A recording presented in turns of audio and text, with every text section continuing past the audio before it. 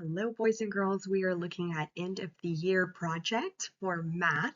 We have two different options for you that you can choose from.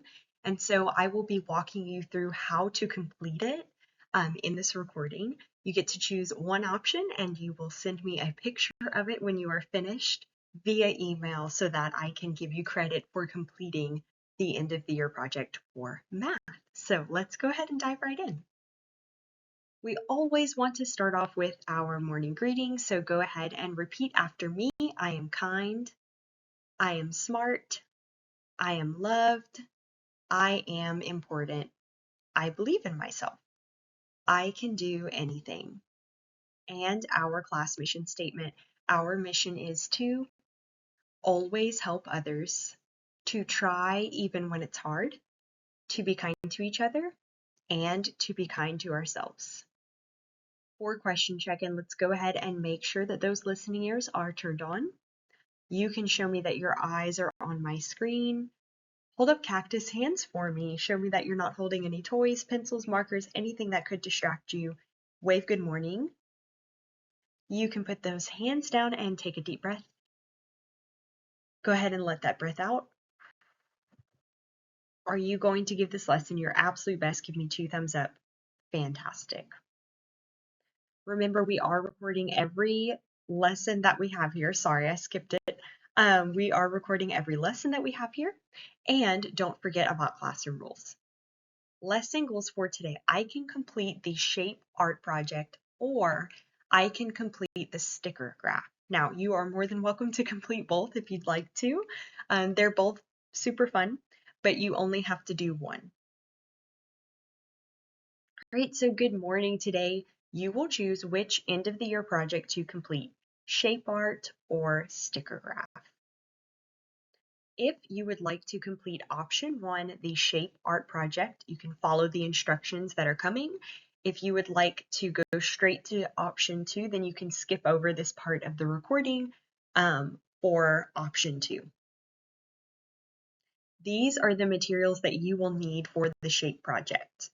Now, if you do not have any of these materials, you can simply use a paper and pencil or dry erase board and marker and draw your shape art. Okay, so you don't have to go into all of this if you don't want to, but if you'd like to do extra and have a little more fun, you can use construction paper, glue, colored pencils, crayons, paint, or markers, regular paper, and scissors to cut out if you'd like. If you're using scissors, I just ask that you use them with adult supervision with your learning coach or a parent, okay? Optional is you could use a drawing app or a program. So on your laptop, if you type in bottom left search bar drawing or paint, you can pull up a whiteboard kind of like what I'll be using here, and you could actually draw it that way if you'd like to. As long as your learning coach can take a picture of it and email it to me, you can do it any which way you want. You could even use clay if you'd want. Whatever you want to do. Go crazy. All right, so go ahead, you can pause this recording and grab your materials. Press play when you're ready to continue with instructions. Okay, here are the instructions. So your artwork must use each of these shapes at least once. You can use the same shape as many times as you want. So if I wanted to draw 10 squares, I could. However, you just have to make sure that you use every single one of these shapes up here one time, okay? And you are creating artwork with it. So whatever you want to do, it could be a summer scene, it could be from your favorite movie, it could be from anything, right? An animal, you can make an animal out of all of these shapes. Whatever you want to do, you get to be creative and choose, as long as you use all the shapes once. So I'm going to demonstrate this. You are more than welcome to follow along with the artwork that I create from these shapes. More than welcome to create the same thing as me that I'm going to show. If you want to do something different, totally fine. Doesn't matter to me as long as you use the shapes at least once. So I'm going to go ahead and do it now. Wow, I did not meditate on this beforehand on what to do. So I think I'll create a summer scene. That sounds really fun to me. So looking at these shapes, I'm going to start first with this beautiful shape here called a octagon because it has 8 sides. And so I'm going to draw the octagon here. And it's actually going to be a sun. So it's going to be the base of my sun. And guys, it doesn't have to be perfect, right? Doesn't have to be perfect. Again, if you wanted to go into the lesson and print out these shapes, you're more than welcome to cut them and glue them together, but I'm just going to draw mine. So you're welcome to do that as well. Okay, so for every shape that I use once, I'm going to draw a scratch through it. That way I don't forget. So I used my octagon, so I'm good on that. For my sun, I'm also going to use triangles. And they are going to be attached to each side on my octagon.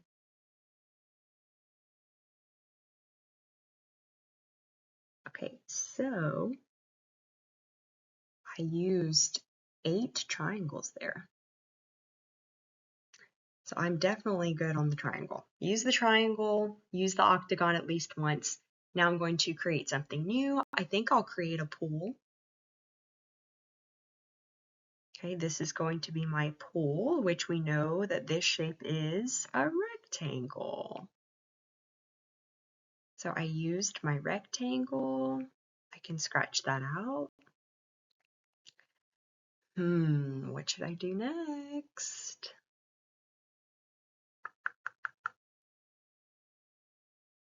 I think I'll do,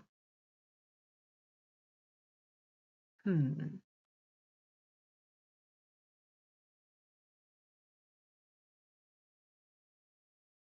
floaty.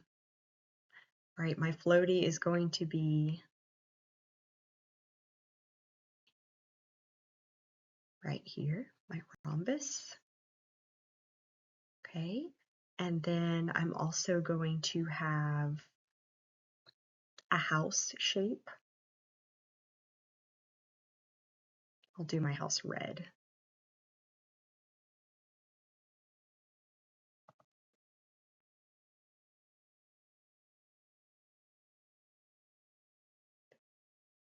I'm using 2 shapes here for this.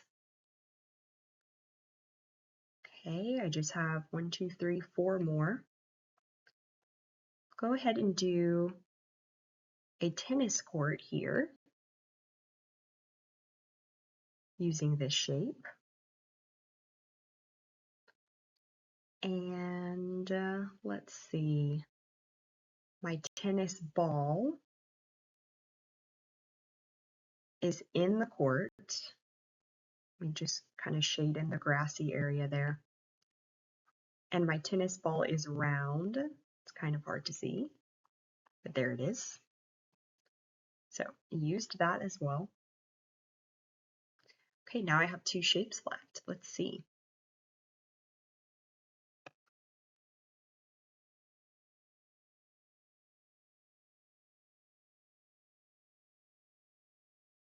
I'm going to do, I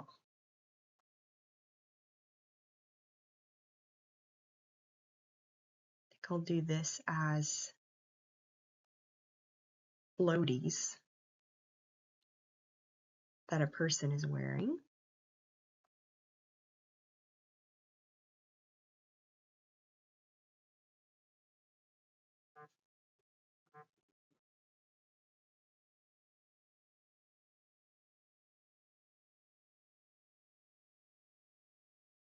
Perfect.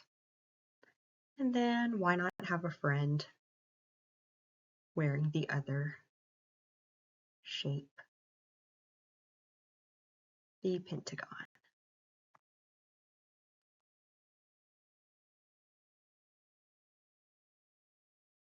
That is a very long neck, but that's okay.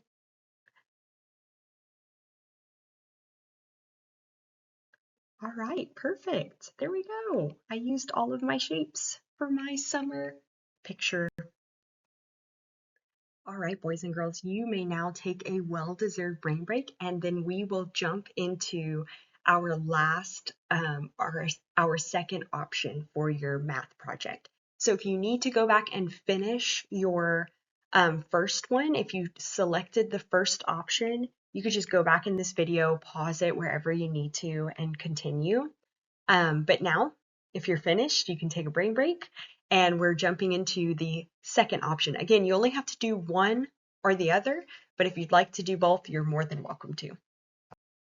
Okay, friends, this is option 2, the sticker graph. So if you'd like to complete option 2, here it is. We are going to complete a sticker graph.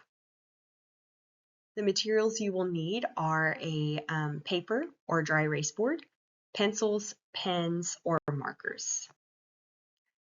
Okay, so you are going to choose a room or two in your home and count the number of windows, doors, clocks, and lights. Record your data in a tally chart. So very first thing, if you want to choose this as your second, as your project, you can go ahead and draw this chart that we see here, the tally chart. So go ahead, write the heading object tally on your board or paper, and then in the first column, write the words window, door, clock, and light, and then you'll have a space left empty in the second column under tally. Pause this recording and get all of that on your board, and then we'll go through each category. Okay, I'm assuming you've pressed play, that you have the tally chart drawn and everything down. So let's go ahead and go through each category. So the first one is window. How many windows are in the room or two rooms that you've chosen to look at? So I'm choosing our office up here, and then downstairs is pretty open. I'm going to do both of those. How many windows am I looking at? So let's see, I'm looking at 1, 2, 3 windows. There are no windows up here, but there's one way at the top in front of me. 4 windows, okay? So I have 4 windows, so I'm not going to write the number 4 down. I'm going to draw 4 tally marks. 1, 2, 3, 4. You can count the windows that you see in the room or 2 rooms, you can choose, and draw tally marks for that number.